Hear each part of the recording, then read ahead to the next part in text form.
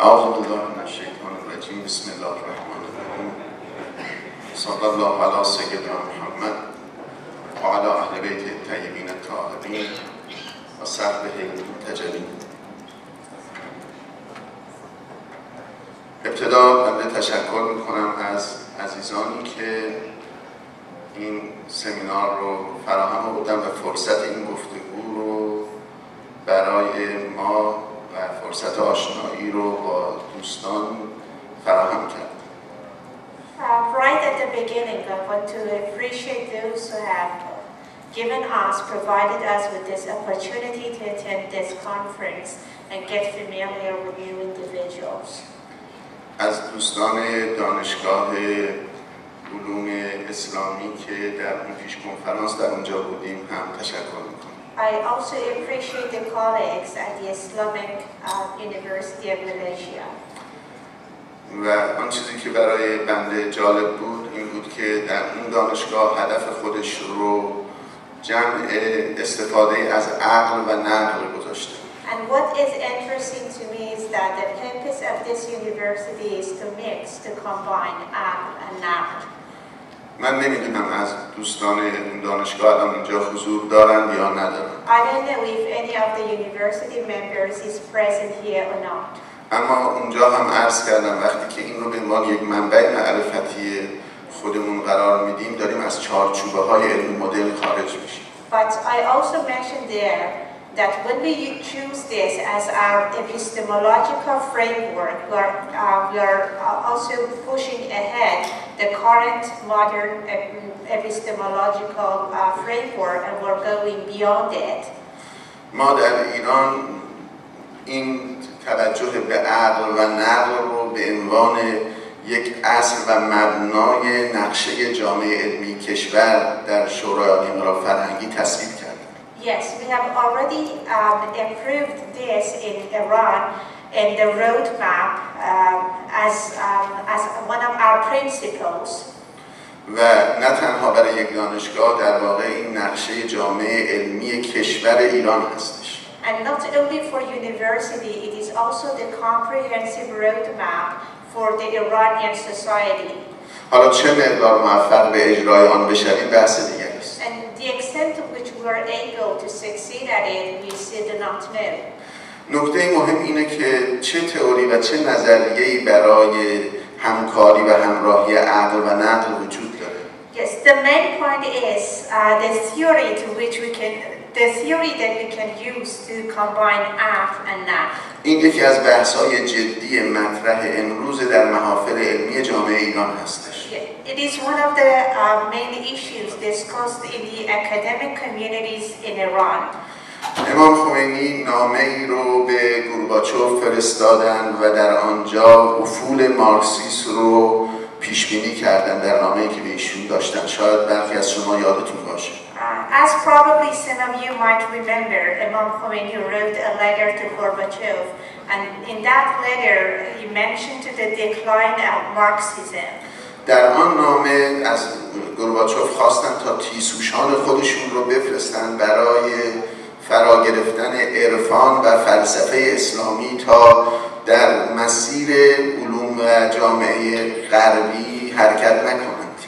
In that letter, he demanded him to send Russian intellectuals to Iran to learn Islamic philosophy so that they may not and mysticism as well, so that they may not follow modern Western philosophy anymore.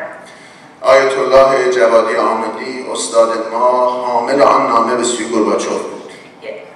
Mr. Javadi Amali was the person who delivered that letter. ایشون کتابی رو نوشتن تحت عنوان منزلت عقل در هندسه معرفت دینی.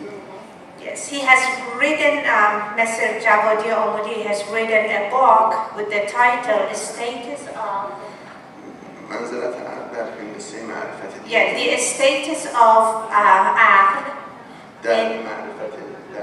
within the framework of philosophy. به هر حال این در طول تاریخ اسلام رابطه عقل و نقل از بحث‌های جدی جهان اسلام بوده. Throughout the history of Islam, the issue of aql and naql has been considered one of the main issues. شما میدونید ابن تیمیه در این باره کتاب داره، چندین جلد. As you might know, Ibn Taymiyyah has also written a number of books on the issue. غزالی در این باره حرف داره. Ghazali has also talked around the issue. ابن رشد در این باره حرف داره. Ibn Rushd has also discussed the issue. ابن سینا و فارابی در این مورد حرف دارن. Avicenna and Farabi have also run talks around this issue. بین این دیدگاه‌ها اختلافات فراوانی هم وجود داره. Of course, there are differences among their viewpoints. من پیشنهادم اینه که اون جامعه علوم اسلامی، دانشگاه علوم اسلامی با ما در قم و من به عنوان ریاست پژوهشگاه علوم وحیانی معارج این درخواست رو دارم همکاری‌های جدی درباره این مسئله، یعنی چگونگی عقل، ارتباط عقل و نقل داشته باشیم. Yes, I as a manager of an Islamic society want you all to collaborate and work with us within this issue of aql and naql.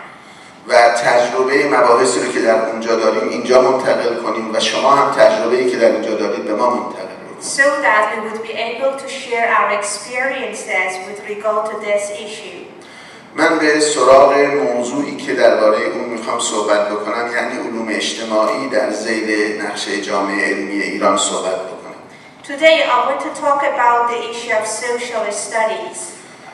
ما رشته‌هایی رو با هدف تحول در علوم اجتماعی ایجاد کردیم. In Iran, we have established some majors with the aim of transforming the current philosophy.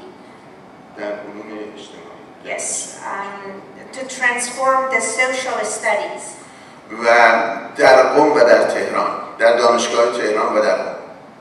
Yes, both in Qom and Tehran University. در سطح کارشناسی ارشد و PhD. Yes, at MA, Master's degree and PhD degrees. یکی از اون رشته‌ها علم اجتماعی مسلمین است.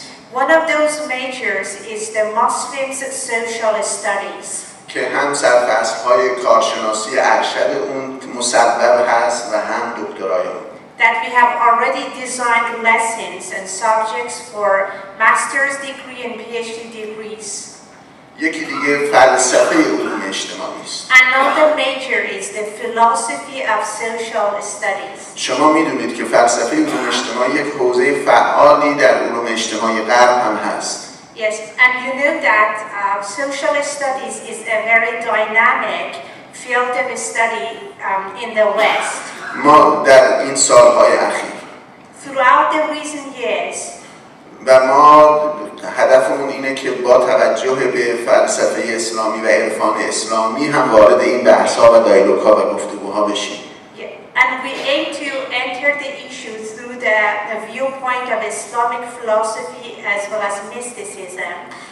اینها سرفصل‌ها و عناوین مصوب ارشد و دکترای فلسفه علوم اجتماعی است که چندین دوره در تهران، دانشگاه تهران و قم الان مشغول هستند دانشجوهایی. Yeah, and what you can see here are the lessons we have already prepared, and these lessons have been taught for several semesters.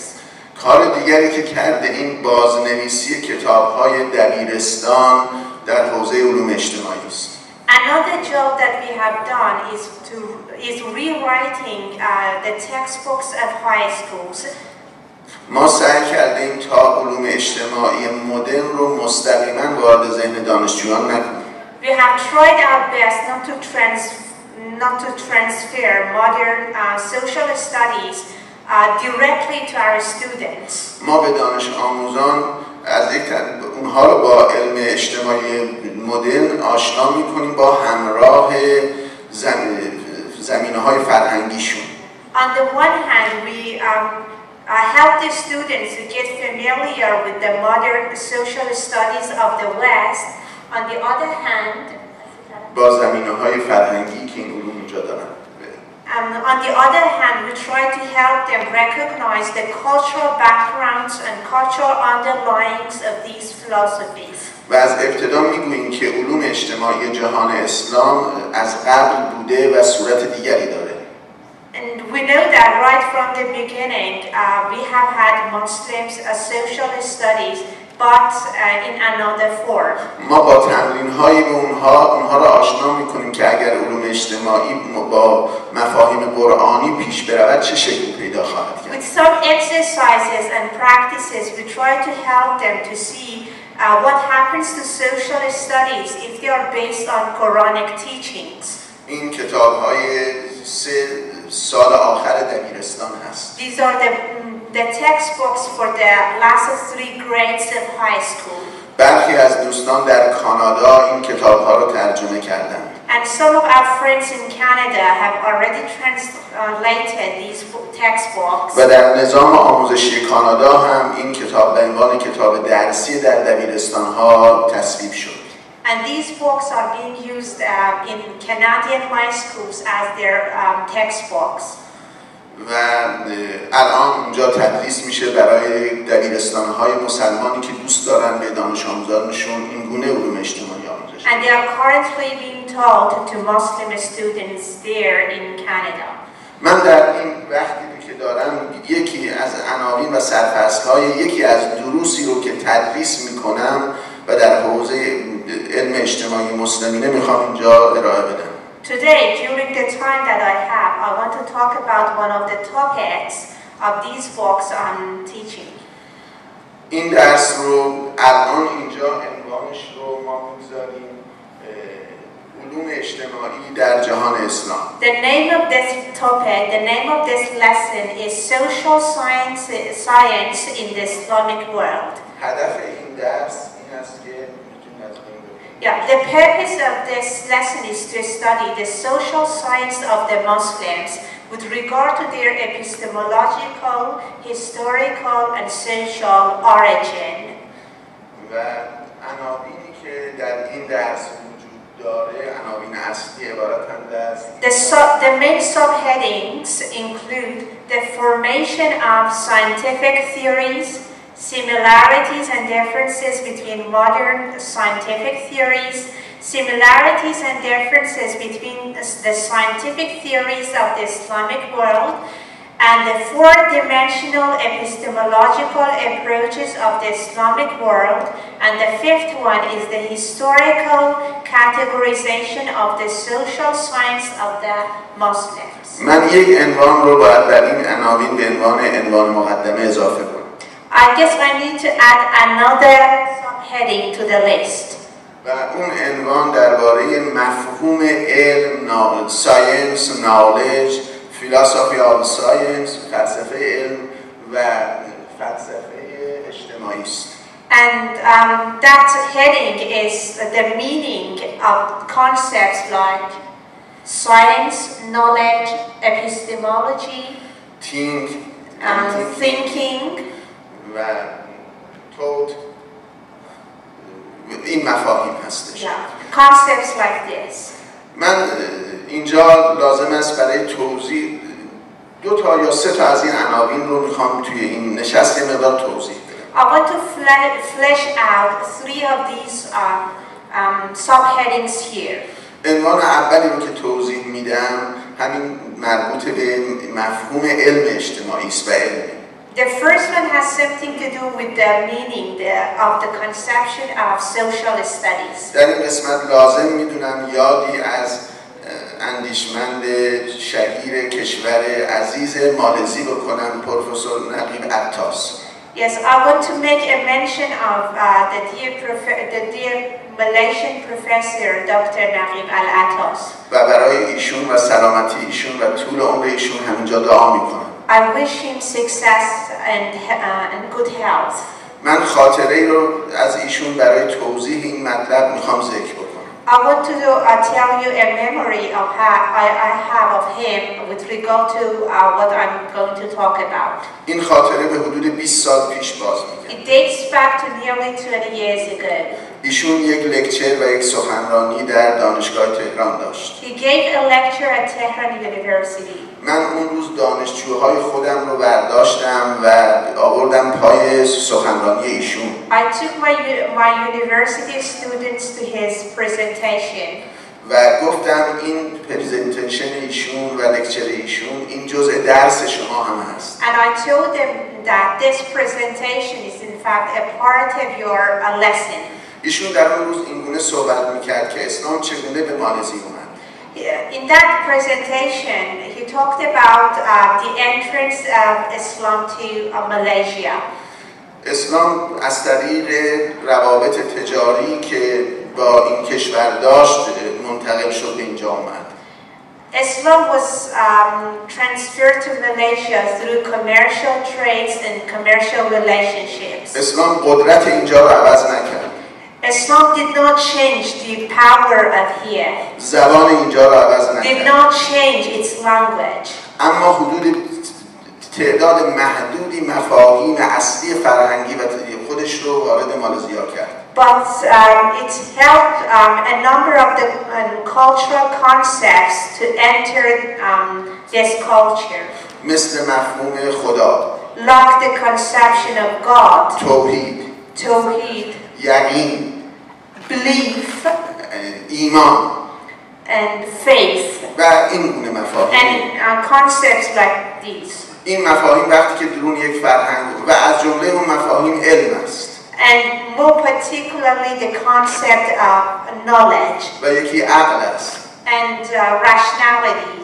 و من میخوام از این مسئله استفاده بکنم. And I want to take advantage of this opportunity now. وقتی که این مفاهیم وارد یک فرهنگ شد، when these concepts entered a culture, بقیه فرهنگ رو متناسب با خودش سازمان میده. It also formed the rest of that culture. امروز 1/4 جمعیت جهان اسلام جمعیت مالایایی است. And today 1/4 of the Muslims in the world belong to Malaysians.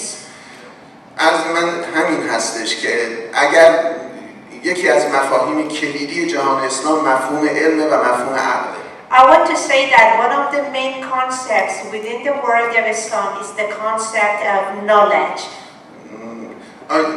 Knowledge or science or reason.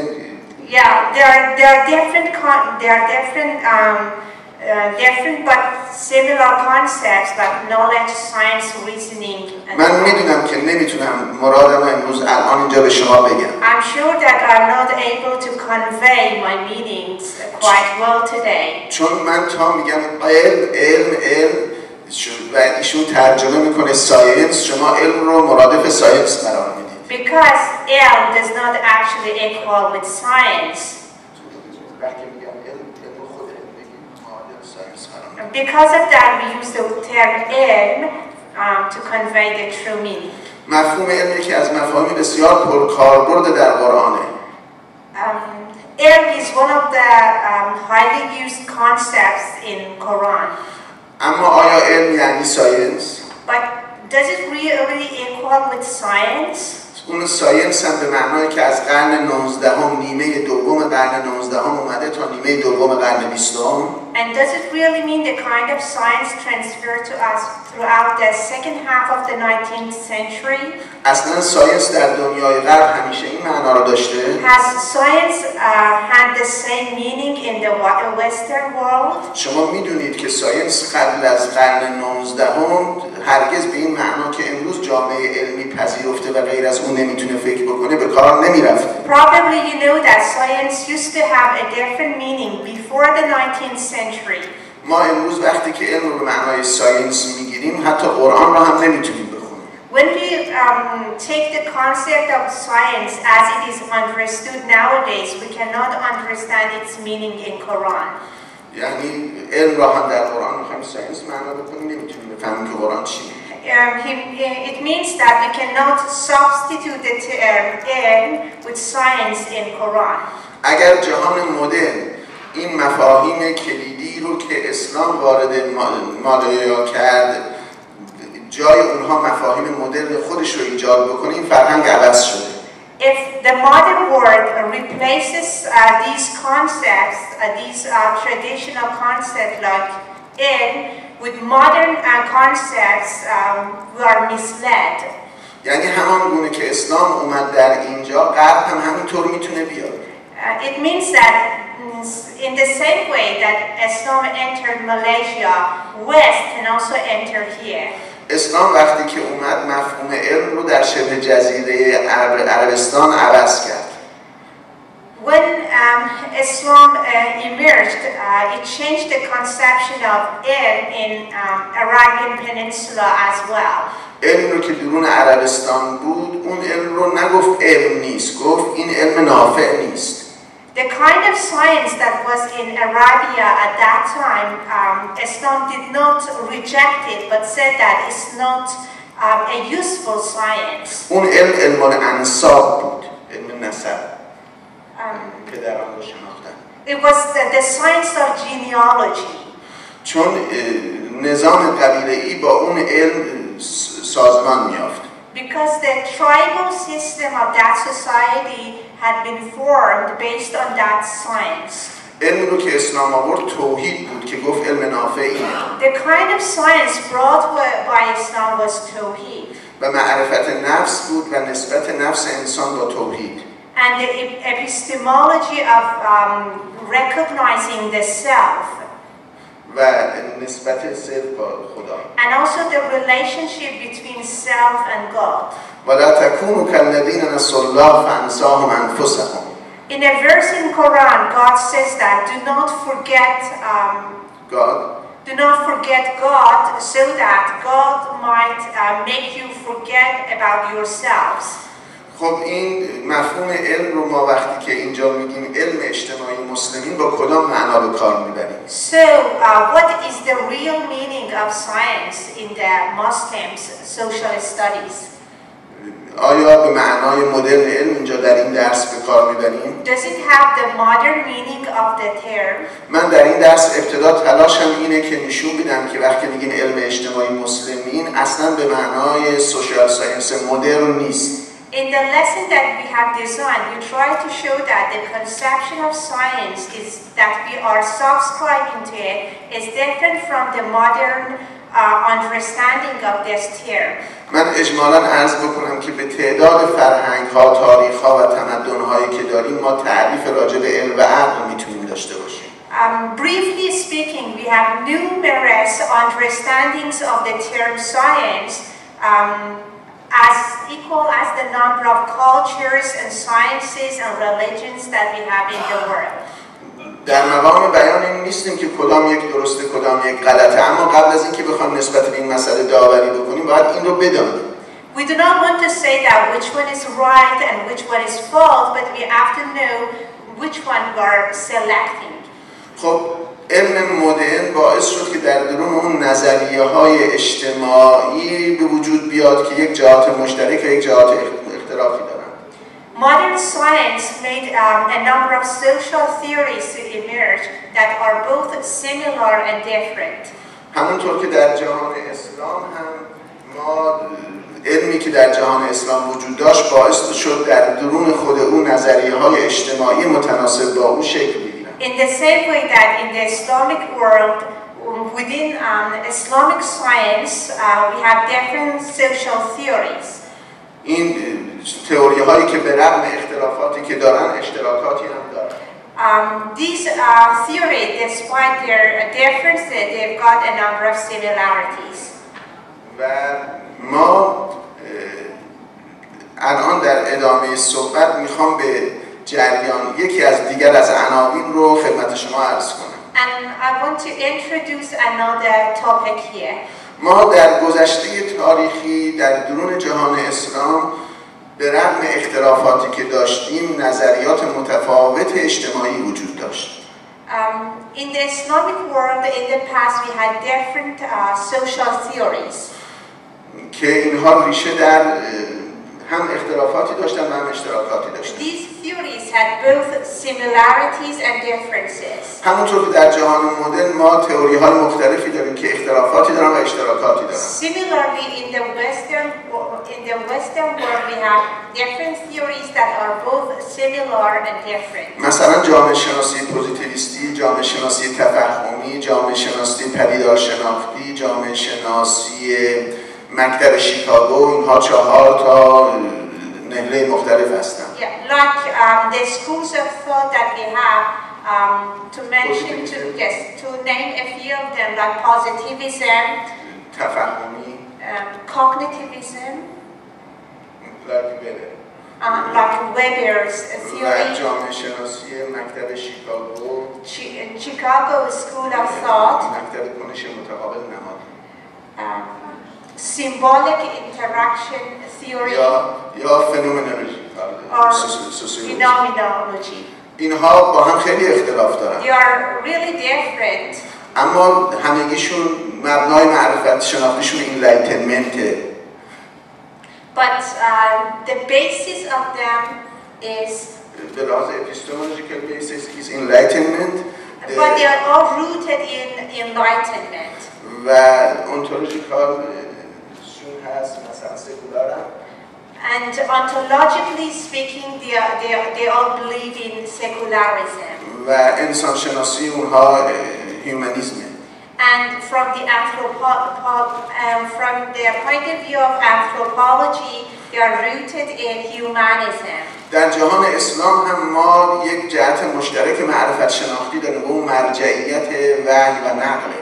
In the Islamic world, the point of reference is the centrality of revelation and naql.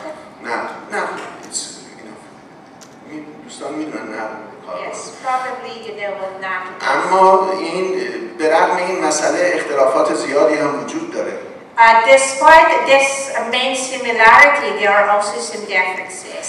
مسئله نقل، عقل و یکی دیگه شهود و قلبه. There are issues of naql, aql, and also inspiration, shuhud. و من دوست دارم که شما وقتی که از عقل و نقل سخن میگید پای شهود رو هم در جهان اسلام و اخلاص رو و تصفیه رو و سلوک رو هم به میان بیارید.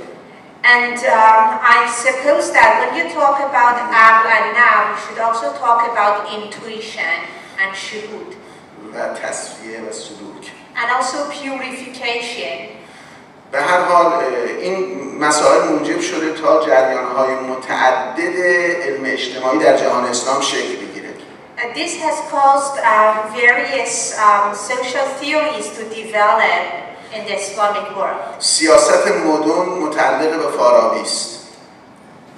علم سیاست مدن.